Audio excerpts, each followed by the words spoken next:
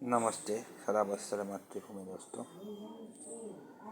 আজকে টিএনএন অরিজিনালে এখানে সাগর গর্জে উঠেছে প্রতিবাদ সোচ্চারের কমিউনিস্টদের যে হিপোক্রেসি আছে তার সেকেন্ড পার্ট আপনাদের জানাতে যাচ্ছি। এখানে লেখা আছে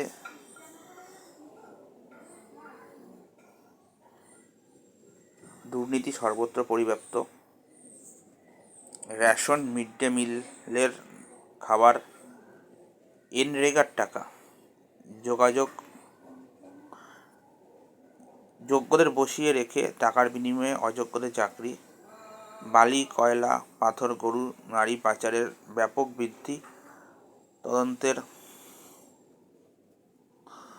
কখনো ঢিমে কখনো দ্রুত গতি, আর তা আটকাতে জনগণের করের টাকার ব্যবহার, আদালত আর থাপ্পড়। মানুষ জানতে চায় মাথা ধরা পড়বে কবে। উক্ত যে স্টেটমেন্টটা আমি পড়লাম, সেই স্টেটমেন্টে একটা কথা বলতে চাই যে দুর্নীতি সর্বত্র পরিব্যাপ্ত এই কথাটা যে বলছে মানে কমিউনিস্টরা, এই যে সেই পেজটাই, সেটা হচ্ছে এই নীল রঙে যে লেখা আছে, নীল রঙের এটা এই যে এই নীল রঙের পেজটা, এই যে ঘটনাটা ঘটছে যেটা পড়লাম স্টেটমেন্টটা, এই স্টেটমেন্টটা আমাদের লেখা আছে দুর্নীতি সর্বত্র পরিব্যাপ্ত। দুর্নীতি আজকে নয়, দুর্নীতি কংগ্রেস জমানা এবং সিপিএম জমানায় আরও বেশি হয়েছিল। তারই উত্তরসূরি হিসেবে তৃণমূল কংগ্রেস আছে এখানে। দুর্নীতি জন্ম কমিউনিস্ট দেশেই হয়েছে। কমিউনিস্ট আর দুর্নীতি একে অপরের পরিপন্থী, অনুসরণ করে চলে। তাই এখানে লেখা যে এনরেগার টাকা, আসলে এরা জানে না ওটা মনরেগার টাকা, ঠিক আছে। অযোগ্যদের চাকরি এরাও দিয়েছে। পার্টির ক্যাডারদের দেশলাই বাসকে ভরে চাকরি দিত, এরা চাকরির কল লেটার দিত। সিপিএম না করলে চাকরি পাবে না। স্কুল টিচার ম্যাক্সিমাম সিপিএম ছিল একটা সময়, মনে করুন। পৌরসভাগুলোতে সিপিএমের ক্যাডারগুলো ঢুকে বসে আছে, টাকার বিনিময়েও দিয়েছে, প্লাস এগুলো নারীদের শোষণ করা কম এরা করেনি, এরাও কম নারীদের শোষণ করেনি, ঠিক আছে। কয়লা, বালি, পাথর সব এরা করেছে, চুরি চামারি এরাই করেছে। বাংলাদেশ থেকে অনুপ্রবেশকারীদের ঢোকানো, পশ্চিমবঙ্গে স্বর্গরাজ্য করে তোলা জঙ্গিদের, সেটাও এরাই করেছে, ঠিক আছে। জনগণের করের টাকা আদালতে যায়নি ঠিকই, কিন্তু যেত যে তৃণমূল ঠিক করে তদন্ত করায়নি, কারণ ওরাও ওই ধরনেরই। আর এরা বলছে মানুষ জানতে চায় মাথা কবে ধরা পড়বে। সিপিএমে জানার কোনো অধিকার নেই, মানুষের অধিকার আছে, সিপিএমে জানার কোনো অধিকার নেই। আর সিপিএম আর তৃণমূল মানে সীতারাম ইয়েচুরি আর মমতা ব্যানার্জির মধ্যে শার্টকাট আপনারা দেখেছেন ইন্ডিয়া অ্যালায়েন্সের নাগপুর বৈঠকে এবং বিভিন্ন বৈঠকে। কংগ্রেস, সিপিএম, তৃণমূল সব একই পয়সার এদিক ওদিক। অযোগ্যদের চাকরি সিপিএম আমলে প্রচুর হয়েছে, প্রচুর, তা তদন্তই হয়নি। এই যে টিচার কেলেঙ্কারি তদন্তটা যদি 2008, 2009 এবং 2006 এইসব দিকে গড়ায়, প্রচুর সিপিএম কেটা ধরা পড়ে, আমি গ্যারান্টি দিয়ে বলতে পারি। যারা এখন হয়তো বিভিন্ন রাজনৈতিক দলের নিজের পিঠ বাঁচাতে বসে আছে। নারী পাচার যেতে বলছেন, নারী পাচারে এটা সন্দেশখালীর ঘটনা, গতকাল হয়েছে, এটা নতুন নয়। সন্দেশখালী শেখ শাহজাহান তো সিপিএমের সম্পদ, তৈরি করা সম্পদ, সে এখন তৃণমূল ব্যবহার করছে। কারণ মমতা ব্যানার্জি হচ্ছে জ্যোতি বসুর প্রিয় শিষ্য, উত্তরসূরি। দলের রঙটা চেঞ্জ হয়, মানসিকতা চেঞ্জ হয়, হারমাতগুলো তৃণমূল এসে উন্মাদ হয়েছে, এটাই, ঠিক আছে।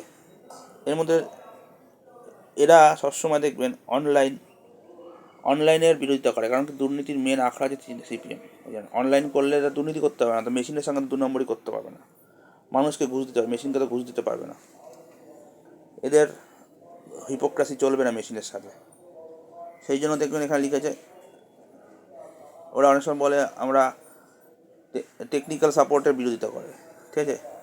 প্রথমত এগুলো সব কিছু করতে হলে প্রত্যেকের থানায় brain mapping, narco polygraph testing বাধ্যতামূলক করা হোক প্রত্যেকটা থানার মধ্যে। 1 বছরের মধ্যে তদন্ত শেষ করে অভিযুক্তকে ফাঁসি দেওয়া হোক, মানে নির্দিষ্ট সাজা দেওয়া হোক। ধর্ষণকারী, নারী পাচারকারী এদের মৃত্যুদণ্ড দেওয়া হোক, এটা দাবি করছি। এই বলে গতকালে সন্দেশকারীতে সুকান্ত মজুমদার আহত হয়েছে। আপনারা জানেন বিজেপি রাজ্য সভাপতি। টাকিতে সরস্বতী পূজাকে কেন্দ্র করে, সরস্বতী পূজা করাকে কেন্দ্র করে হোটেলে আটকে রেখে, তাদের গৃহবন্দী করে রেখে সেখানে তাদের ওপর অত্যাচার করা, সুকান্ত মজুমদারের ওপরে হামলা করা এবং তার আহত হওয়া, হাসপাতালে সে ভর্তি আছে এই মুহূর্তে। তা এই বিষয়ে আমি যেটা বলতে চাই, যদি এরা মানে তৃণমূল বা সিপিএম আশ্রিত দুষ্কৃতী যারা, এরা একই জিনিস ভুলে গেলে চলবে না। সিপিএম আজকে মিছিল করছে ঠিকই, কিন্তু এটা জেনে রাখবেন সিপিএম তৈরি করা এইসব দুষ্কৃতী কিন্তু তৃণমূলে এসে এরা আরও বাড়বাড়ন্ত হয়েছে। যেটা নোয়াখালীতে হয়েছিল সেটা সন্দেশখালীতে কিন্তু এখন হচ্ছে। কারণ জেনে রাখবেন মুজাফর আহমেদের তৈরি করা কিন্তু দল হচ্ছে সিপিএম। তৃণমূল কংগ্রেসে কিন্তু এরকম অনেক মুজাফর আহমেদ রয়েছে এখন, শাহজাহান রুপি, ঠিক আছে, শাহজাহান রুপি আছে, তারপর ওই দিলীপ, এরকম ক্রিমিনালগুলো বসে আছে। ঠিক আছে, আমি এই ভিডিওতে আপনাদের দেখাবো সুকান্ত মজুমদার যখন ব্যারিকেড বা আইন অমান্য করছে 144 ধারা, কারণ হচ্ছে 144 ধারা আবহে তৃণমূলের গুন্ডাগুলো গুন্ডামি করছে, তাহলে সেই 144 ধারা কেন মানবে না? মানা উচিত না। আমার মনে হয় এই মুহূর্তে পশ্চিমবঙ্গে 50 থেকে 60খানা থানার ক্ষমতা কেড়ে নেওয়া উচিত সেন্ট্রাল গভর্নমেন্টের। পুলিশকে নিষ্ক্রিয় করে দেওয়া উচিত। একবার পুলিশ যদি নিষ্ক্রিয় হয়ে যায় তাহলে এই তৃণমূলের ক্রাইম 100% বন্ধ হবে। কারণ আমার যেটা মনে হয় তৃণমূল আগামী লোকসভা ভোটে বিপুলভাবে পরাজিত হতে চলেছে। এই বলে আমি আমার বক্তব্য শেষ করছি। পরবর্তী স্টেটমেন্টগুলোর ওপরে বক্তব্য আমি পরের বার দেব।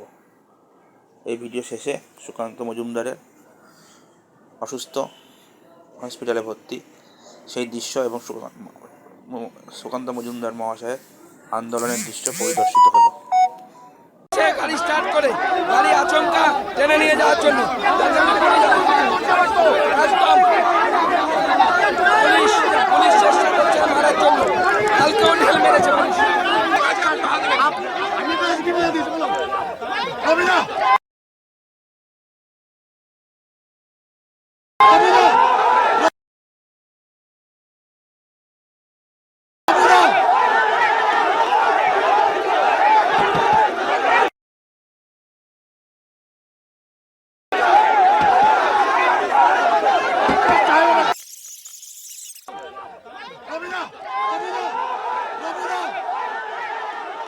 মহিলা পুলিশ আমাকে ছুটছে, ধরছে, পুলিশটাকে গাড়িতে উঠতে পারে না। আপনি নামুন।